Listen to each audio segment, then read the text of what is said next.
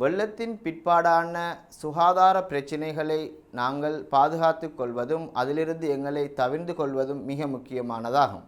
குறிப்பாக இந்த காலங்களிலே தோல் நோய்கள் அதிகமாக பரவுவதற்கான சந்தர்ப்பங்கள் காணப்படுகின்றன.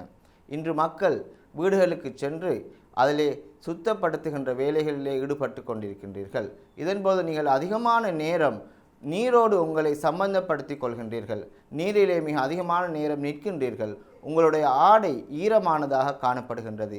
எனவே இதனை தவிர்த்து கொள்வதற்காக வேண்டி மிகவும் இந்த சுத்தமான விடயங்களை சுத்தப்படுத்துகின்ற வேலைகளை செய்ததன் பின்னர் நீங்கள் உங்கள் ஆடைகளை சுத்தப்படுத்தி கொள்ளுங்கள். நீங்கள் உங்கள் உடல்களை சுத்தமான நீரினால் கழுவி கொள்ளுங்கள். இந்த காலங்களிலே அதிகமாக ஃபங்கஸ் தொற்று ஏற்படுவதற்கான சந்தர்ப்பங்கள் இருக்கின்றன. குறிப்பாக உங்கள் விரல்களுக்கு இடையிலே இந்த ஃபங்கஸ் தொற்று ஏற்படுகின்ற சந்தர்ப்பங்கள் காணப்படுகின்றன. அவ்வாறு ஏற்பட்டால் நீங்கள் வைத்தியரை நாடி மருந்துகளை பெற்றுக்கொள்வது மிக முக்கியமானதாகும்.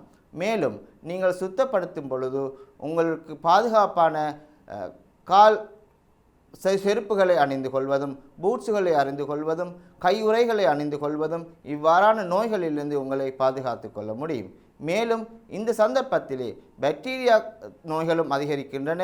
உங்கள் தோள்களிலே ஏற்படுகின்ற சொரிச்சல் மற்றும் சிரங்குகள் ஏற்பட்டால் அதனை அவசரமாக வைத்தியரிடம் காட்டி அதற்குரிய மருந்துகளை எடுத்துக்கொள்ள வேண்டும்.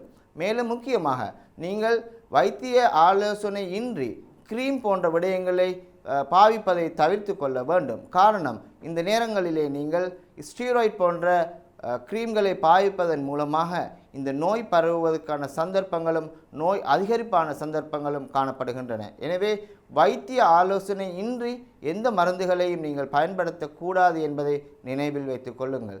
இவ்வாறான விடயங்களை கடைபிடிப்பதன் மூலமாக தோல் நோய்களிலிருந்து இந்த நேரத்தில் எங்களை பாதுகாத்து கொள்ள முடியும்.